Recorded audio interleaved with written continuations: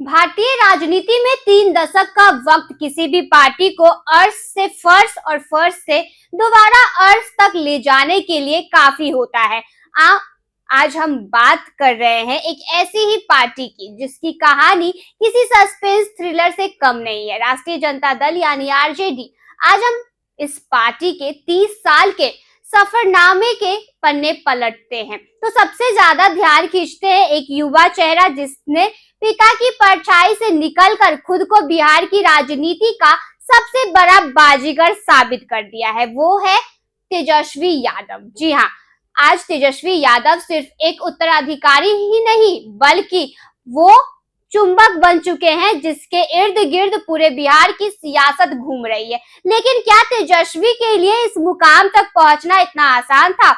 इस सवाल का जवाब जानने के लिए हमें उस सियासी बवंडर में उतरना होगा जहां कभी वफादारी की कस्में खाई गई तो कभी अपनों ने ही पीठ में खंजर घोंपा। तो दिल थाम कर बैठिए, क्योंकि आज हम आरजेडी के उन राज से पर्दा उठाएंगे जो आपको सोचने पर मजबूर कर देगा। जरा पीछे चलते हैं साल 1997 में। जनता दल से अलग होकर जब लालू प्रसाद यादव ने आरजेडी की नींव रखी तो उनके सामने चुनौतियों का पहाड़ था। 4 घोटाले के आरोप और विरोधियों के तीखे प्रहारों के बीच पार्टी का वजूद बचाना किसी अग्नि परीक्षा से कम नहीं था।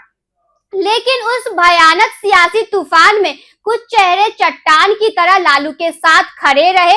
ये वो लोग थे जिन्होंने सत्ता की मलाई से ज्यादा अपनी विचारधारा और वफादारी को तवज्जो दी। रघुवंश प्रसाद सिंह जैसे कदावर और बौद्धिक नेता जो जीवन के अंतिम क्षणों तक पार्टी की दूरी बने रहे, या फिर जगनंद सिंह और अब्दुल बारी सिद्दीकी जैसे अनुशासित सिपाही जिन्होंने कभी हवा के रुख के साथ अपनी निष्ठा नहीं बदली।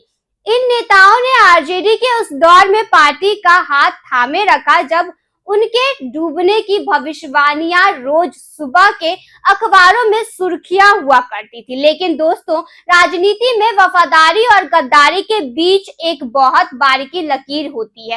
वक्त का पहिया घुमा और जैसे जैसे सत्ता का सूरज ढलने लगा वैसे वैसे कई करीबियों ने असली चेहरे सामने आने लगे। अब सस्पेंस यही से शुरू होता है। वो नेता जिन्हें लालू यादव ने अपने हाथ से तराशा था, जो कभी उनके दाया और बाया हाथ माने जाते थे, अचानक उनका जमीर जाग गया। रामकृपाल यादव जैसे नेता जिन्हें लालू परिवार का सबसे करीबी सदस्य माना जाता था, रातों रात पाला बदलकर सियासी दुश्मन बन बैठे। श्याम रजक हो या फिर हाल के सालों में एक कर किनारा करने वाले कई छोटे बड़े चेहरे, इन सभी ने पार्टी का साथ छोड़ा जब शायद पार्टी की उनकी सबसे ज्यादा जरूरत थी। क्या यह सिर्फ सत्ता का लालच था या डूबते जहाज से कूदने की फितरत?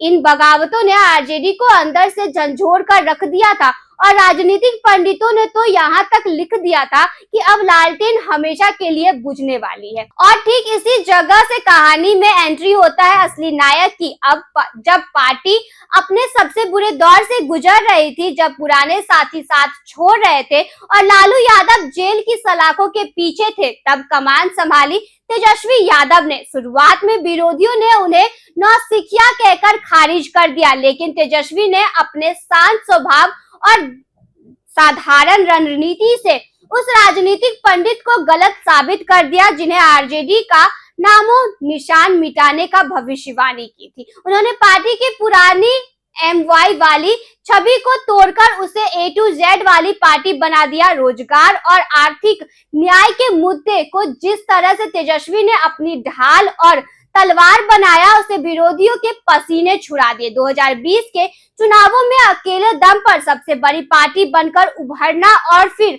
हालिया सियासी उठापटक में जिस परिपक्वता से उन्होंने अपना कद बढ़ाया है, उसने साबित कर दिया कि अब आरजेडी का मतलब सिर्फ लालू नहीं बल्कि एक अजय और बेहद चतुर तेजस्वी यादव है। कुल मिलाकर 30 सालों का यह सफर सिर्फ एक पार्टी का इतिहास नहीं, यह गवाह है उन गद्दारियों का जिन्होंने अपना को रुलाया और उन वफादारियों का जिन्होंने संघर्ष के दिनों में पार्टी को जिंदा रखा। आज जो लोग आरजेडी छोड़कर गए वे शायद सत्ता के किसी कोने में बैठे हो, लेकिन जो टिके रहे उन्होंने एक नए और कहीं अधिक शक्तिशाली नेता को उदय देखा है। तेजस्वी यादव का बढ़ता हुआ यह विशाल कद और आने वाले दशकों की राजनीति तय करने वाले हैं। आपको क्या लगता है, क्या पुराने नेताओं का जाना तेजस्वी के लिए एक वरदान साबित हुआ जिसने उन्हें खुलकर खेलने का मौका दिया? अपनी राय कमेंट में जरूर बताएं। अगर आपको यह सियासी विश्लेषण पसंद आया हो तो वीडियो को लाइक करें और चैनल को सब्सक्राइब करें। धन्यवाद।